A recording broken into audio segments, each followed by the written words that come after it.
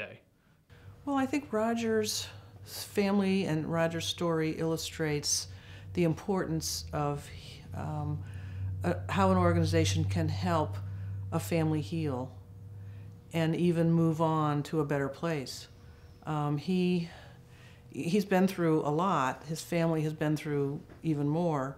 Yet he has grown into a man who is respectable and positive. God works in mysterious ways. 2002, grants got cut, and one of the grants that got cut funded my job. So I had to move on. I had to find something else to do. Well, I'm kind of stuck. You know, what do I do now? I had this great job. I just got laid off. And even though the situation was what it was, and it wasn't nothing FRC did, you know, it still was kind of depressing knowing I wasn't going to be able to do this anymore.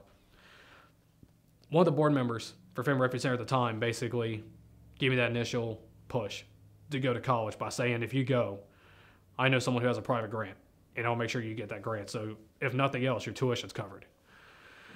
And that's what led me into doing what I was doing for the next 4 years, full-time college. Still trying to volunteer at FRC whenever I can, but being in that office atmosphere made me decide I wanted to get into business management. So after college, I'm working a couple different jobs in a rental car business, and on the weekends I'm also serving as a bouncer at a bar. And while I'm standing at the gate at one of the bars I work at, Cindy Rollins, one of the Family Refuge Center board members, walks in. And she said she was actually glad that she saw me at that particular moment because there was just a conversation about me.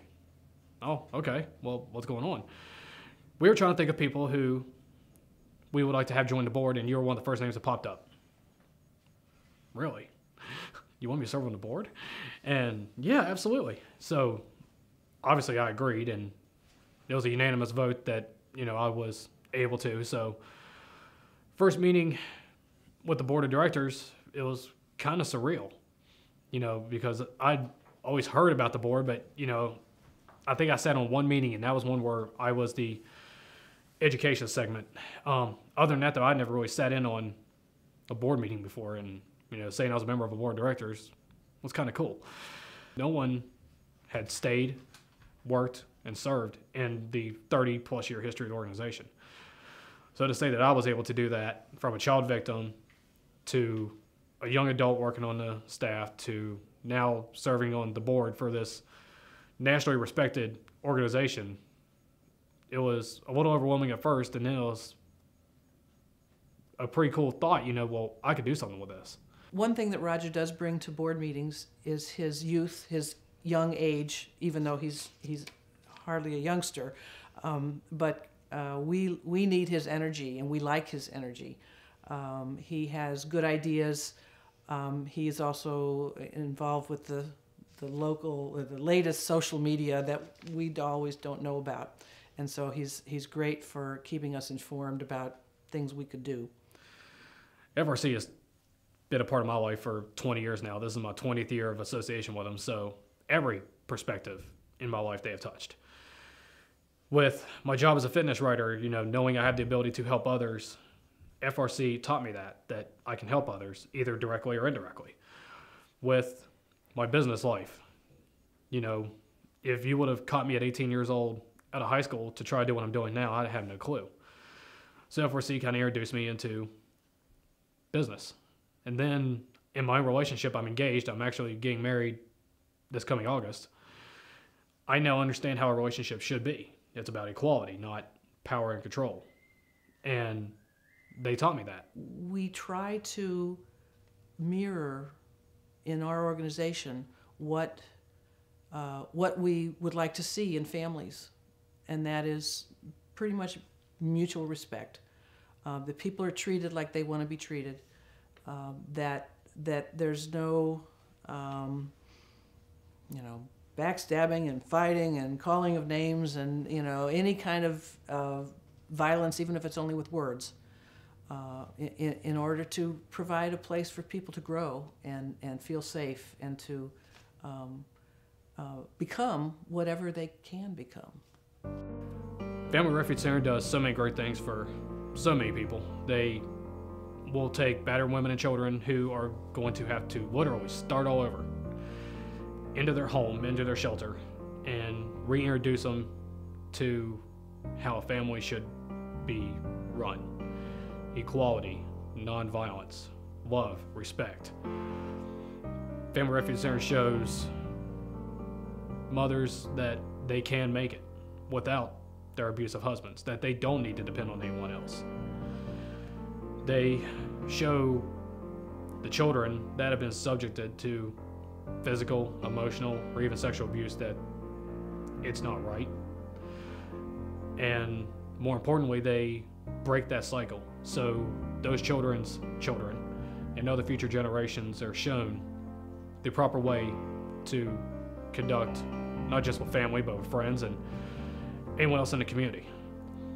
From the fundraisers to raise awareness, to the camps, to help the kids deal with what they're dealing with and to let them get away from life at that particular moment, to helping the mothers find new homes, find new jobs, and to help them start over. Family Refuge Center's contribution to so many families throughout the past 2 or 3 decades has been endless. And I can say that from a perspective as a proud member of the board who watches the staff do what they do today. As a staff member from 10, 12 years ago who was a part of that process, helping those people start over. And most importantly, as one of the people that they benefited. I'm a direct result of what Family Refuge Center can do for battered women, battered children, and even men. We are committed to ending physical, sexual, and emotional abuse in families and encourage a healthy family life based on mutual respect and support for all family and community members. To this end, we provide direct services to victims and develop community awareness and responsiveness through our various programs. Family Refuge Center is one of those agencies that you would think would live on forever, for obvious reasons. They're so successful, they've helped so many people, why would it not? But the reason why it's so successful is because of everybody in the community. Whether it's someone reporting that there's domestic violence going on for the sake of a family, whether it's asking a child if they're okay. If you're a doctor or a physician, ask the mother and the children, or even the men if the situation provides, about domestic violence. My mother worked at a hospital. She saw every doctor, nurse, administrator, and janitor twice a day. No one ever asked her about domestic violence. Can you imagine what would have happened if one of them had? It could have made a profound difference in what happened. Whether you're a police officer and you see the first sign of domestic violence, act on it. I would rather act on something and be wrong than not act on something and be wrong, because the damages that can be done if you don't act are much more severe.